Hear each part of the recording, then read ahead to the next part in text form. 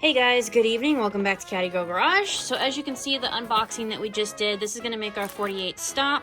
These are all of our wheel cylinder kits. We're going to rebuild everything ourselves. We have the tool to hone them out, and all it is the little rubber cups and the new springs.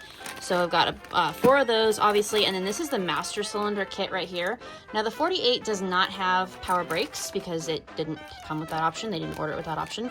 So no booster to worry about. So this is literally going to rebuild our master cylinder. We're going to do it ourselves. I'm going to make a video out of it. It's very easy. I mean, obviously probably 6 parts in that bag. And then we'll have a rebuilt master. And then obviously our new hoses, front and rear. Only 1 hose in the rear and obviously 1 for each side in the front. So that's going to make our 48 stop, and that's what all this is. And of course I got it from Caddy Daddy. So here's the list of items and kind of their prices. Very easy.